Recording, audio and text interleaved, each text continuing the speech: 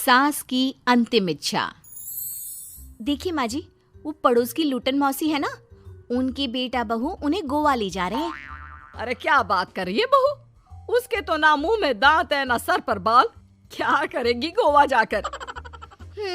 अपनी अपनी किस्मत है माँ जी, लूटन मौसी मरने जो वाली है। हैं? अरे बहू, ये कैसा मरना हुआ जो पहले से ही पता है और ऊपर से गोवा भी घूमने जा रही है। बोला ना माँ जी, ये अपनी अपनी किस्मत है। बात हुई थी मेरी लूटन मौसी की बहू से, बोल रही थी कि चलो दवाई में जो पैसा लगेगा वो गोवा में लगा देते हैं। सास को बहू की बात से पता नहीं क्यों नफरत की बदबू आ रही थी, लेकिन वो कुछ नहीं कहती और कमरे में जाकर लेट जाती है। क्या बात है, लूटन के तो मजे ही मजे है। वैसे आइडिया बुरा नहीं है, थोड़े से पैसे लगाओ और सीधा गोवा की सैर। मैं भी चलती हूँ गोवा। अगले रोज सास तय वक्त पर उठती नहीं। अरे देखो जी, माँ जी अब तक उठी नहीं। आज दूध वाले से दूध और काम वाले के लिए दरवाजा मैंने ही खोला है। अब कम से कम माँ जी का ये तो सुख है कि सुबह जल्दी उठना नहीं पड़ता।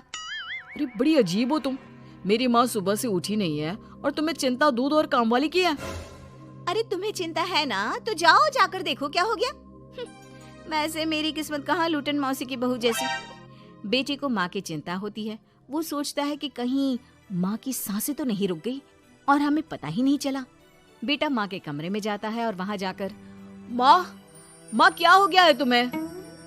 बेटा, लग नहीं रहा कि अब मैं बचूंगी, लल्लन डॉक्टर के पास ले चले। अरे कैसी बात कर रही है माँ, तेरी तबीयत सीरियस है और मैं तुझे लल्लन झोला छाप डॉक्टर के पास ले जाऊं? ना ना ना। अरे तो कहाँ ले जाएगा बता दे, वहाँ एडवांस दे दिया है मैंने, वो क्या कहते हैं, गूगल पे से। हैं? तूने क्यों पैसे दिए माँ? तुझे पता था क्या कि तू बीमार होने वाली है? सास को लगता है कि कहीं चोरी पकड़ी तो नहीं गई। वो हड़बड़ा जाती है और उसे पसीने निकलने लगते हैं। अरे माँ क्या हो गया, सर्दी में भी पसीने? लगता है तेरी तबीयत ज्यादा ही खराब है और लल्लन डॉक्टर पास ही में है, चल उसी को दिखा देता हूँ। माँ को लेकर बेटा डॉक्टर के पास जाता है, जहाँ माँ ने पहले ही पैसे देकर सेटिंग कर रखी थी। डॉक्टर के क्लिनिक में जाते ही डॉक्टर की ओवर एक्टिंग की दुकान खुल जाती है। हाय राम माँ जी, हे भगवान, अब तो कुछ नहीं हो सकता, ये तो मरने वाली है बेटा। हैं? ओए डॉक्टर है इसलिए इज्जत से बात करूंगा, नहीं तो मेरी माँ को देखे बिना ये बकवास करने के लिए तेरे मुंह में घूसा मार देता।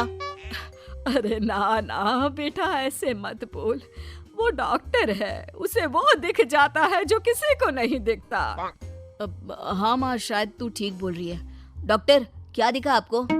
हमारे डॉक्टर जी, जिन्होंने पहले से ही माँ से बोलने के पैसे ले रखे थे। यमराज, काला भैंस, वो तुम्हारी माँ को ले जा रहा है, ले जाओ इन्हें। यार माँ, ये डॉक्टर ही है तांत्रिक, क्या क्या बोला जा रहा है? अरे बेटा, वो डॉक्टर है, उसे वो दिखता है जो किसी को नहीं दिखता। इनकी हर इच्छा पूरी करो, क्योंकि यम नहीं चाहते कि इनकी कोई भी इच्छा को अधूरी रखा जाए। निराश मन से बेटा माँ को लेकर घर आता है। माँ, आज से मैं ऑफिस नहीं जाऊंगा, चल तुझे वो झूले वाले पार्क में ले चलता हूँ जहाँ तू पिताजी के साथ जाया करती थी। ठीक है बेटा चल, लेकिन साथ में वो बीड़ी का बंडल रख लेना, तेरे पिताजी वहीं झाड़ी में पिलाते थे मुझे। हैं? माँ कैसी बात कर रही हो? वैसे भी जीवन के 4 दिन बचे हैं और तुम। अरे देख बेटा, ना पिलानी तो ना पिला, लेकिन सुना ना तूने डॉक्टर ने क्या कहा कि मेरी कोई इच्छा खाली नहीं रहनी चाहिए। अरे वैसे बेटा 4 दिन की जिंदगी है, न जाने कब मौत आ जाए। माँ के मुंह से मौत का नाम सुनकर बेटा गंभीर हो जाता है, उसकी आंखें लाल हो जाती है। वो माँ का हाथ पकड़ लेता है। माँ को भी लगता है कि उसकी मौज मस्ती कहीं बेटे को डिप्रेशन में ना डाल दे। देख, लल्लन का फोन आया था, बोल रहा था कि हो सकता है मौत ना भी आए, पर इच्छा पूरी करके रख दे। जब जाऊंगी तब तृप्त होकर जाऊंगी, क्यों? तभी बहू की आवाज आती है, माँ जी आपकी फेवरेट गट्टे की सब्जी बनाई है। सास खाने के टेबल पर जैसे ही बैठने वाली होती है, बहू उनकी चेयर पीछे करती है और प्यार से बिठाती है। बहू शांत हो जाती है। वो माँ को बस देखती है और उनकी हर बात मानती है। रात को जब सास सोने जाती है तो, माँ जी मैं आपके पैर दबा देती हूँ, आज आप डॉक्टर के पास गई थी, थक गई होंगी ना। बहू का प्यार देखकर सास को हैरानी होती है। वो समझ नहीं पाती कि जो बहू उनके मरने को अपना भाग्य बताती थी, वो आज जब सास मरने वाली है तो दुखी क्यों हो रही है। क्या सोच रही है माँ जी? यही ना कि मैं ऐसा क्यों कर रही हूँ। माँ जी मैंने आपको हमेशा अपनी माँ माना है। माना आपसे नाराज होती थी, परेशान होती थी, आपकी बातें चुभती थी, लेकिन यकीन माने प्यार बहुत है आपसे मुझे। सास बहू को गले लगा लेती है। अरे तू क्यों मोह में डाल रही है? आज नहीं तो कल मुझे मरना ही है ना।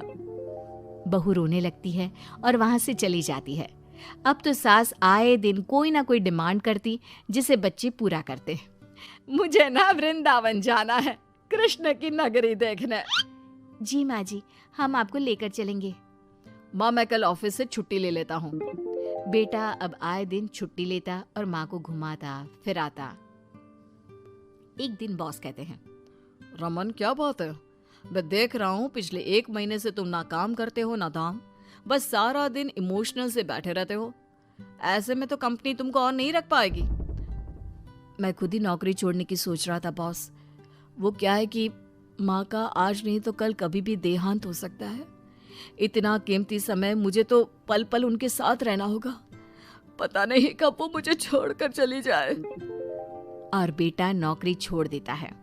माँ मैंने नौकरी छोड़ दी है, आज से मैं तेरे पास रहूंगा। माँ जी मैंने भी बच्चों का नाम स्कूल से कटवा दिया है, अब हम सब आपके पास ही रहेंगे और आपकी सारी इच्छा पूरी करेंगे। अब सास को लगता है ये तो कुछ ज्यादा ही हो गया। अरे बेटा नौकरी नहीं करेगा तो खाएगा क्या? बच्चे स्कूल नहीं जाएंगे तो साल बर्बाद हो जाएगा। वो समझ नहीं पाती कि क्या करे, कैसे ये ड्रामा खत्म करे। बेटा बहू तुम लोगों से एक बात करनी थी।